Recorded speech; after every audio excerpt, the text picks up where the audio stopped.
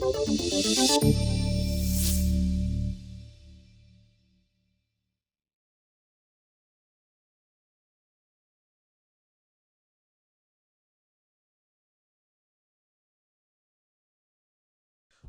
good afternoon, everyone. Thank you for joining my session today. So my name is Mohamed Wali. I do work as a solutions architect for AWS Solutions Architecture team, mainly based out of Amsterdam, the Netherlands, acting as a technical advisor for large enterprises and retail customers within Belgium, Netherlands, and Luxembourg, helping them in their journey to the cloud, making sure that it's seamless and secure. So over the past 16 years, PowerShell has been heavily used by technical professionals, which are developers and IT pros. And that was quite useful mainly because pretty much everybody wanted to avoid repetitive tasks, managing things via click and point method. And that's why it made total sense to use an automation tool such as PowerShell. That's why at AWS 10 years ago, we launched the AWS tools for PowerShell, which was mainly meant to enable PowerShell developers and Windows users to play around with AWS services and resources, create, operate, and manage AWS services. Over the time, a huge investment has been put into that to make sure that it pretty much supports all of our services and resources, and we keep to grow and thrive over there. Today, I'm going to talk about how you can run PowerShell on Lambda, so you can get best of the both worlds. You can bring your own skills, the PowerShell skills, run it on a native AWS serverless service such as AWS Lambda. But before getting started, I'm quite curious to know if any of you is already familiar with AWS or running AWS workloads. Oh, that's pretty much 90%. That's good. Good to see. So by any chance, did you use PowerShell to AWS tools for PowerShell before? Please keep raising your hand if you have run it in Lambda. So we are getting to 20%. Oh, all right, that's good to see. So what we're going to talk about today is mainly an easier way to run your PowerShell script on top of AWS Lambda. I think it's safe to assume that pretty much everybody is familiar with PowerShell, yet I think it's no shame to do a quick refresher just to make sure that we are on the same page. I'm a PowerShell fan myself, that's why I would like to just do a quick recap. Initially released in 2006, late 2006, and used to be called Windows PowerShell. Over the time, that has been changed in 2016 when PowerShell Core was launched, which actually, went really beyond the walls of Windows to do support other platforms such as macOS and Linux. It's quite known in the community that it's a scripting language. I personally don't prefer to call it that. It's more of a programming language, but for operators, because it's really, really strong from this perspective. It's simply an open source shell built on top of Microsoft technology, mainly meant to help you craft rich automation scripts and configuration tools and frameworks. One of the common use cases or patterns I personally used to experience while working with PowerShell was the fact that PowerShell loves to react to events, either scheduled or logged one. And that's why it totally makes sense that if you're working with AWS, you'd find the need to run your PowerShell scripts on top of Lambda. I've been talking about Lambda multiple times so far, but why Lambda? What is it really? So AWS Lambda is simply a compute service that runs on AWS that lets you run your code without having to worry about the underlying infrastructure by any means. So some of the benefits that comes with AWS Lambda is, of course, the fact that you don't really have to worry about provisioning servers or infrastructure. That part is totally managed for you. Scales automatically. You don't have to create your auto scaling configuration, worry about it, and manage it on the long run. It can be invoked in different ways, either by invoking the function directly or by responding to certain events. And what's really cool about it is the fact that you only pay for the time you consume. So if you have a server currently that you're using to run PowerShell scripts a few times per day or multiple times per day, and having the server up and running all the day, you're paying a lot of money. Against if you're using on the other side AWS Lambda, that's going to save you a lot of money if you're running your PowerShell scripts on top of that, because you only pay for the compute time needed to execute your PowerShell script. So the utilization patterns over the time has changed. And starting off with the traditional on-premises data centers, we used to go ahead, pay pretty much all the money upfront to get our data center gears to meet our highest demand or the peak of our demand, which is not necessarily something we used to meet all the time. And that really resulted in a lot of resources or a lot of servers not properly utilized.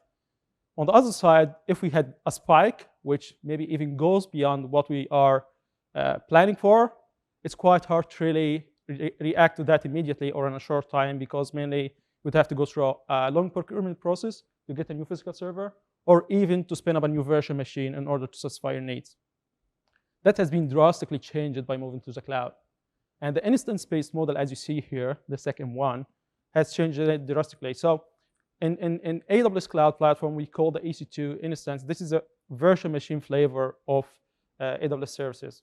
So as you see over here, it's actually almost nearly properly utilized, because now you're only provisioning the servers. You only need to meet your requirements. But that doesn't necessarily mean it's going to meet your requirements all the time. And sometimes it's going to be less or underutilized, or in case it meets a spike, it's going to be overutilized. Of course, you still can create your auto-scaling groups to meet the spikes, but still can take some time to spin up a new instance and take some time to install and configure your servers and applications on top of that. By moving to the left side, as you see here, the serverless utilization patterns seems to be the best one over here, mainly because you really don't have to worry about managing the servers from one perspective, and you only can create a resource or a service that would react to what you really need. So if you need to run a script multiple times per day, you really don't need to spin up a server all the day long and pay for it. That's why it sounds to be the most efficient one out of the three. So far, we have been just doing a quick intro about Lambda, about PowerShell, about the different utilization patterns, and why really Lambda could be a potential fit here. So let's dive deep into the meat of the purpose of our session today, which is PowerShell runtime for Lambda. And I really would like to get started by talking about the existing .NET solution, or the very first solution we launched in order to support running your PowerShell scripts on top of Lambda. So back in 2018, we did start to support PowerShell Core 6.0 to run on .NET Core 2.1 runtime. So this was mainly an initiative from our side, mainly to empower the PowerShell developers to play around with AWS resources and craft rich automation scripts so they can use their own skills without having to learn something new. What this solution did in a nutshell was, it was compiling the PowerShell code at the C#.NET binary, and all cool, all worked, but you lacked some sort of visibility. So the process was kind of like, you package up the application, you compile it in a .NET binary, you upload it to your Lambda function for execution. And although that worked, but also came with some challenges. Some of these challenges was the fact that you're not able to view or edit or play around with your code within the Lambda console itself. You didn't have enough visibility over your PowerShell pipeline output. So when it comes from a logging perspective, when it really comes to having a simplified testing and development process, that was a bit of a challenge. And that has been changed with the solution I'm just going to talk about shortly. So I've been talking about Lambda runtimes, or Lambda runtimes a few times so far. So what does it really mean? So Lambda supports multiple languages through the use of runtimes. The runtime simply provides a language-specific environment to run that runs in an execution environment. So the runtime here relays invocation events, context messages, and pretty much the responses between the Lambda and the function itself. So you can use runtime, either that Lambda provides, which is the managed runtime, or you can use the custom runtime. The managed runtimes are, as mentioned, it's fully natively supported for you. You really don't have to do anything about it. It's mainly based on Amazon Linux or Amazon Linux 2, which is simply an Linux distribution sponsored and supported by AWS. And for the time being, we do support some programming languages such as .NET, Node.js, Python, Java, Ruby, and Go, and so on. On the other side, for custom runtime, you really can bring any Linux distribution and run it on top of Lambda. It can be literally any language, and it can be shell script, a language script, or even any binary executable you'd like to execute on top of your Lambda function. So sounds like custom runtime brings some value and advantage that we can utilize in order to run our PowerShell scripts. The first benefit that comes with it is the fact that you can run your PowerShell runtime natively. You don't need to, run it on top of another runtime.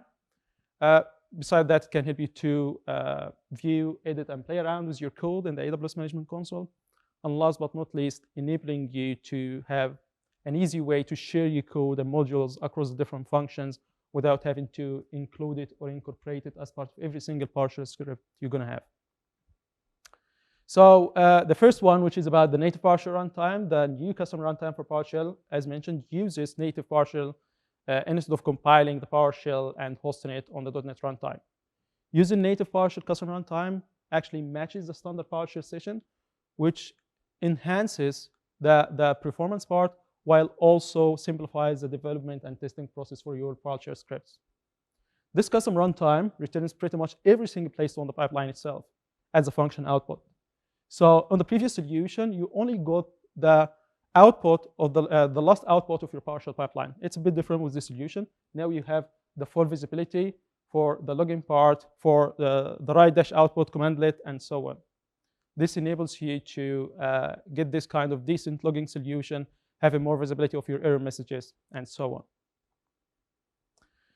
Being able to play around with your PowerShell code in the AWS Management console was one of the requests also, because the fact that you now can, as you see in the screenshot, be able to see, edit, or even create your PowerShell code or add your PowerShell scripts right away in it was kind of handy.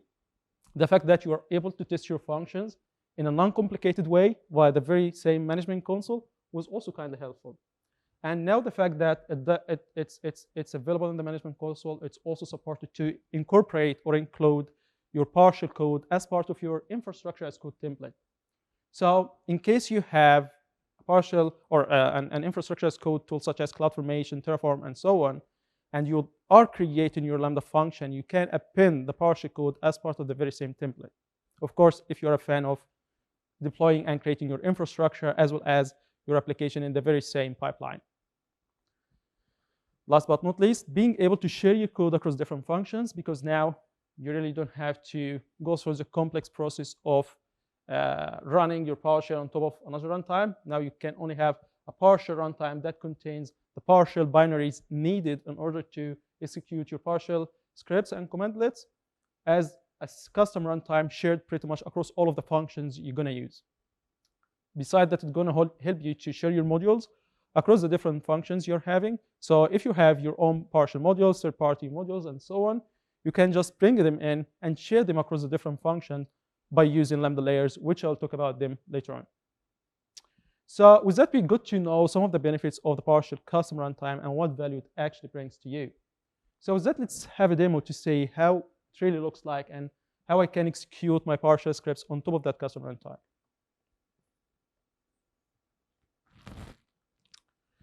So I'm going to navigate to the AWS Management console and just search for the Lambda service.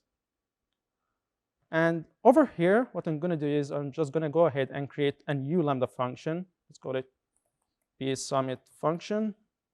And for the runtime, I'm just going to specify a custom runtime for Amazon Linux 2. And I don't really need to do any other configuration for this one.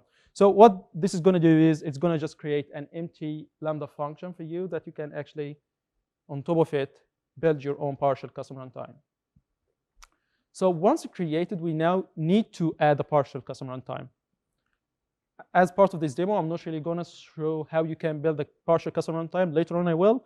But I've just gone ahead and did build it. And what I'm going to do is, as part of the layers, I'm just going to add a layer which would include this PowerShell custom runtime. And I can add it either by choosing the layer, the custom layer itself, or by specifying the ARN of it. So let's go by specifying the ARN, or the Amazon resource name of this layer, which was already created. So I'm just going to copy it, paste it over here, verify, and add. So once this PowerShell custom runtime is added, that actually means, or to this function, I can run on top of this Lambda function any PowerShell commandlets I would like to have, as long as the dependencies it has, such as modules and so on, are already there. So what I'm going to do is, as part of the custom runtime, just come with some files that are not really needed for our demo. So I'm just going to delete them. And I'm going to create a new file, call it example handler.ps1. And within this file, I'm just going to copy this PowerShell function,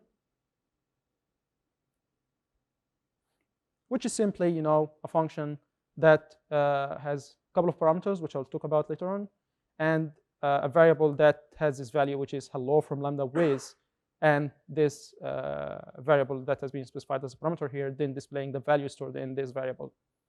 So this Lambda input variable is simply one of the variables that are provided as part of the custom runtime, and it includes pretty much anything you are passing to your Lambda function when you would like to invoke it. That could be a test event. That could be, in case you're integrating it with S3, SNS, SQS, and so on. It could be the value coming out of these services. So now what I'm going to do is I'm just going to go ahead and from the runtime level, I'm going to change the handler name to match really what I really would like to execute over here.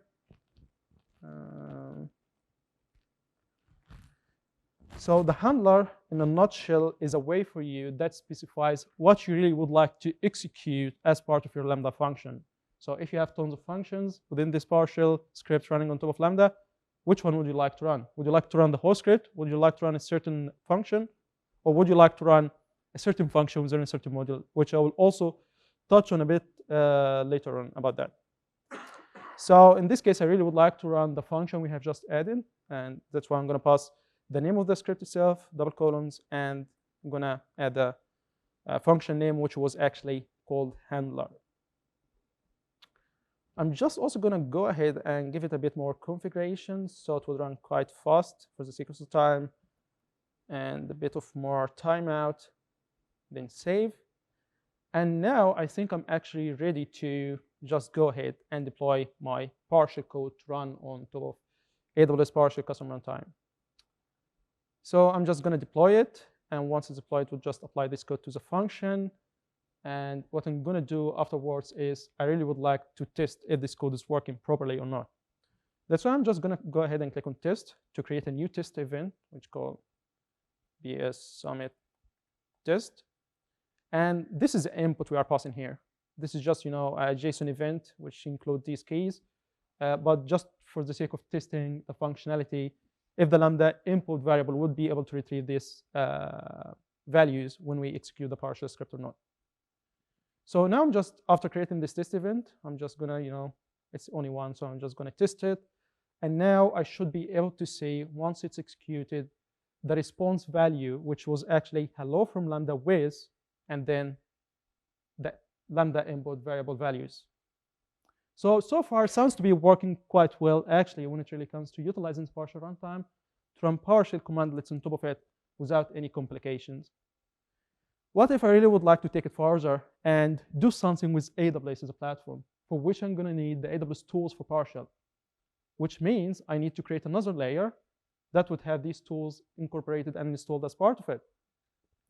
So again, later on, I will just go ahead, go into that part of how we can create layers, but it has been already created. So what I'm going to do is just going to navigate to layers again, add another layer, and in this case, we can use it by custom layers instead of specifying the ARN, which is called demo AWS tools layer.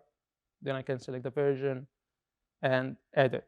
So this layer includes the binaries needed for me in order to be able to import the AWS tools for PowerShell modules and be able to use it to execute or run PowerShell command lists for AWS services and resources. So what I'm going to do is I'm just going to bring in a new function, which actually this one. And what this function is simply doing is it's actually retrieving the get. It's getting all of the AWS regions that we do support at this stage.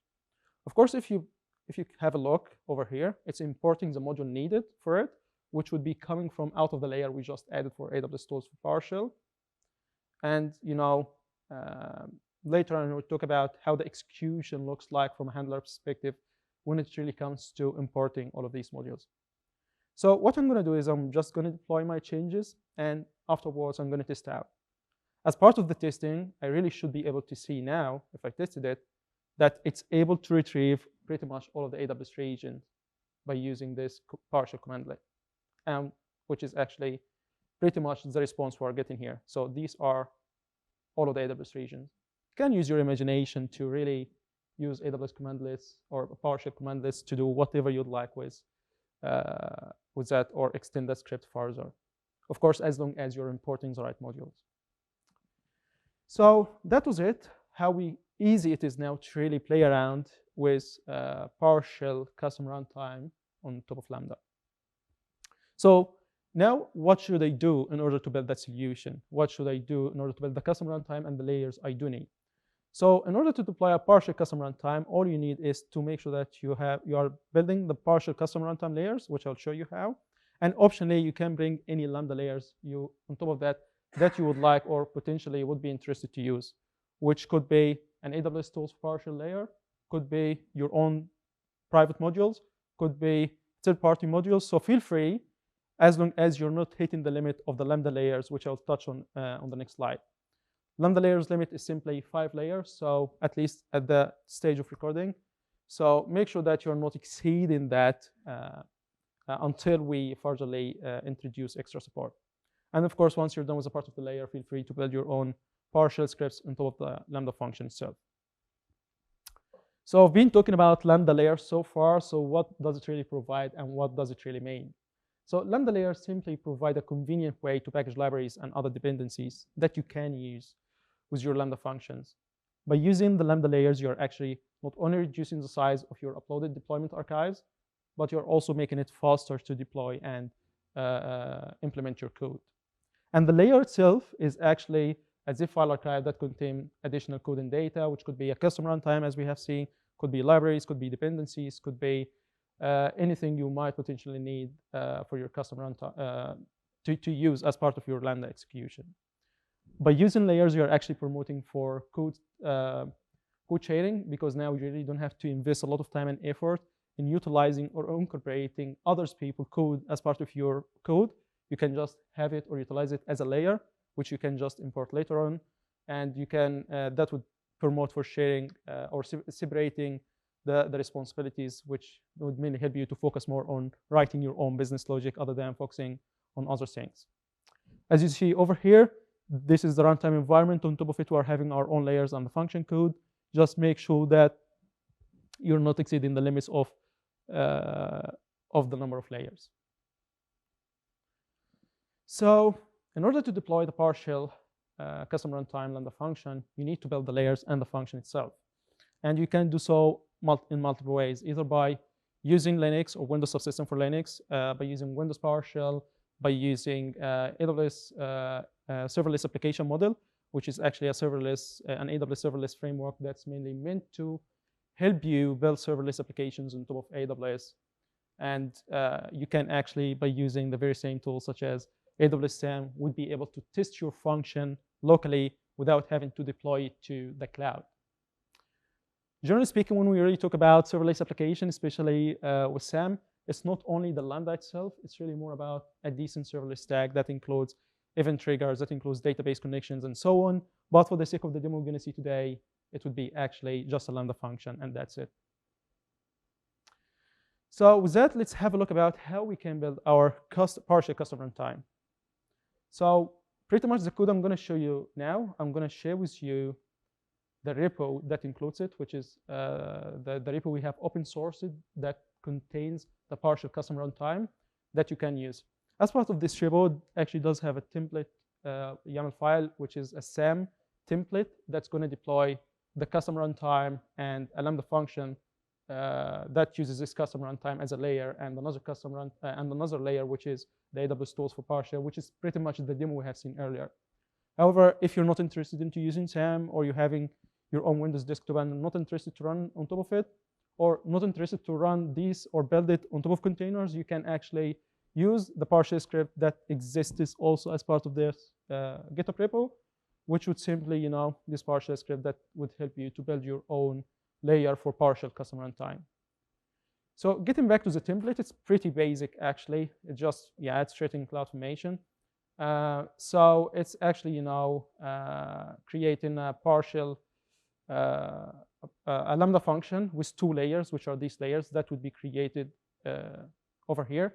So the first one is a PowerShell runtime layer, where we are specifying the content URI needed, what would be the compatible runtimes for it, and the build method we're going to use, which is actually makefile.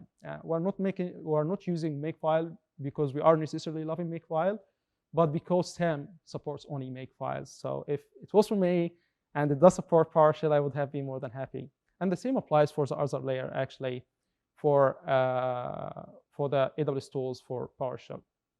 So this makefile is actually very basic, very simple. It's simply, we are creating a couple of variables here for the PowerShell version, the architecture. And what we are doing afterwards is simply that downloading and extracting the PowerShell binaries. And afterwards, we are removing the zipped or the archived version of the PowerShell binary. And then we're making the extraction of the PowerShell binary as executable. Then we are copying any additional data that we might need, such as the runtime files, the bootstrap files, and so on. And shortly afterwards, I would just be talking about the bootstrap file and what kind of content that it does has. Then we are just going to merge pretty much all of the private module content we are having into single piece file to speed it up. And last but not least, we're going to make the bootstrap file or the bootstrap script file executable. That's pretty much what does the makefile has. Very basic, very straightforward. When it really comes to the bootstrap file, the very first line you see here is it's actually opening PowerShell with no profile associated. It's PowerShell from moment zero when it starts the bootstrapping process. And for the sake of the time, we're not really going to go through every single line of code, but simply it starts by initiating the custom runtime, then setting the PowerShell version environment, importing the runtime modules, all the way to initiating the function, and that continues to be the same process until the cleanup part for removing what we really don't need. So that's actually the process in a nutshell for how we do create a layer, for how we do create a runtime, or actually the files we need for it. In this case, you're just going to use these files, which are open source in GitHub, and I will share with you the URL later on. But once you download them, what do I really need to do in order to build the PowerShell custom runtime, in order to build my layer for AWS tools for PowerShell? So once you're done with that, all you need to do first is to start building it. And for that, I can actually use SAM build in order to, build this template. And I'm going to use a cache version for the sake of the time. And what's going to do is it's really going to just go ahead and build the code we're having over here.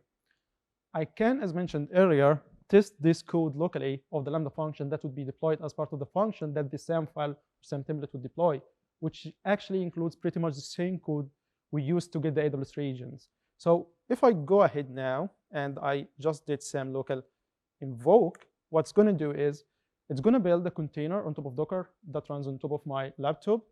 And within this container image, it's going to just invoke the API of the Lambda to test the code we have or the PowerShell code we have on it in order to make sure that we're getting the result we are expecting, which is actually pretty much this JSON output we are getting for pretty much all of the regions we have on AWS. So far, it sounds good. Sounds to be working fairly fine. If you'd like to go ahead and provision the whole SAM template, you can just go ahead and do SAM deploy. If you'd like to have a guided version, you can use the flag G. But for the sake of the time, I have gone ahead and deployed it already.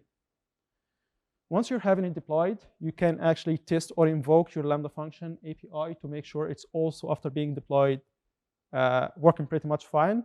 And for that, you can use AWS CLI or PowerShell if you have PowerShell, AWS tools for PowerShell installed on your local laptop. So what I'm going to do here is I'm just going to go ahead and copy this CLI command, which is, simply is going to invoke a Lambda function where I'm specifying the Lambda function name and the region, and then I'm storing pretty much the output of this invocation in this variable called invoke-result.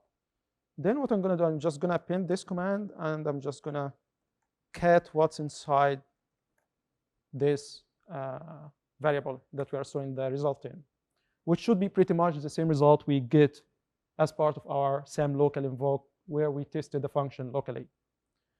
You still can do it with PowerShell for sure if you're having PowerShell, AWS tools for PowerShell installed on your local laptop, where, as you see here, I'm just having a PowerShell variable called response, and within it, I'm running the invoke-lm function commandlet, specifying the function name, and then I can actually append this method, which would display what we are really storing within this variable in which the JSON data would be stored, which should be pretty much the very same output we got earlier. So that's actually how it works. That's how you can test it locally. That's how you can deploy the runtime. Pretty easy, pretty straightforward. And once you deploy it, you should be able to see, or once you build your own your own Lambda layers, you should be able to see them over here, which is the 2 layers we actually utilized earlier on. And as part of the same template, which you really don't necessarily have to follow, it's going to actually build another Lambda function that would be utilizing the layers we just created and use a PowerShell code used earlier on the second example of the first demo that would retrieve the AWS region. So yeah, that's actually pretty much it in a nutshell in terms of how easy it is to build your PowerShell custom runtime on Lambda, on playing around with it, on using or bringing your own PowerShell scripts. No complexities, no extra effort needed when it really comes to building or compiling it on top of a .NET runtime and so on. So we have been talking about handlers earlier on, and there are different ways that the Lambda would support the handlers PowerShell over here. So if you're not familiar with handlers, simply the method in your function code that processes events. When your function is invoked, Lambda runs the handler the handler message you specify. So what we did was we specified the script name, : the function name. This is what's going to be executed. Or we can actually just specify the script itself, or we can potentially run a certain function within a certain module, and so on. So these are mainly the 3 ways. The first one, for specifying the whole script, it's just gonna pretty much go through the whole script and execute it. No certain functions to be specified.